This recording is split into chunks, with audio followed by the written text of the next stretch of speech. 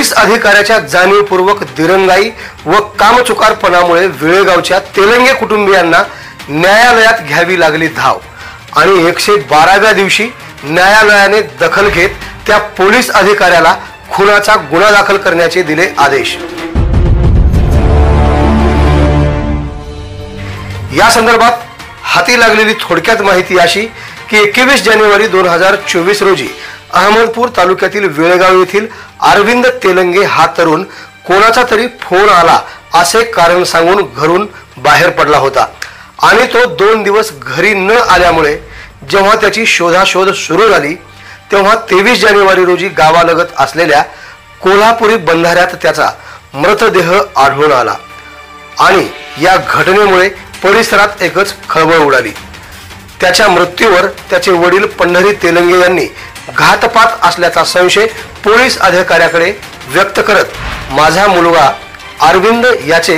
गावातीलच एका मुलीसोबत संबंध होते, ते संबंध त्या मुलीच्या घरच्यांना मान्य नसल्यामुळेच हा घातपात झाला असल्याची माहिती वडील पंढरी तेलंगे यांनी पोलीस अधिकाऱ्याला देऊनही पोलीस अधिकाऱ्याने अरविंदच्या खुनाचा गुन्हा दाखल केला नव्हता, म्हणून पंढरी तेलंगे यांनी उच्च न्यायालय खंडपीठ औरंगाबाद येथे दाद मागितली। या प्रकरणात न्यायालयाने आदेश पारित केल्यानंतर सदर आदेश घेऊन किनगाव पोलीस ठाणे येथे तेलंगे गेले असताना सुद्धा त्याकडेही दुर्लक्ष करण्यात आले असा गंभीर आरोप मृत अरविंदचे वडील पंढरी तेलंगे यांनी किनगाव येथील पोलीस अधिकाऱ्यावर केला आहे। त्यानंतर ही सर्व हकीकत विभागीय पोलीस अधिकाऱ्यास फोनवर संपर्क साधून सहाय्यक पोलीस निरीक्षक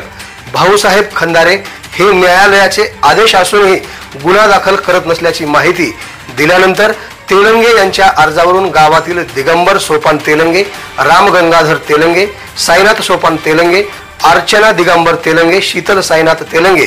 अंजली दिगंबर तेलंगे व अंजलीचे 2 मामा आणि इतर नातेवाईकांवर 13 मार्च 2024 रोजी गुन्हा दाखल करण्यात आला असून अधिक तपास उपविभागीय पोलीस अधिकारी मनीष कल्याणकर हे करत आहेत। न्यायालयाचे आदेश असताना सुद्धा खंदारे यांनी गुन्हा दाखल करून घेतला नाही आणि फोनद्वारे विभागीय पोलीस अधिकाऱ्यांशी बोलल्यानंतर खुनाचा गुन्हा दाखल करण्यात आला। या प्रकरणात जाणीवपूर्वक दिरंगाई का करण्यात आली,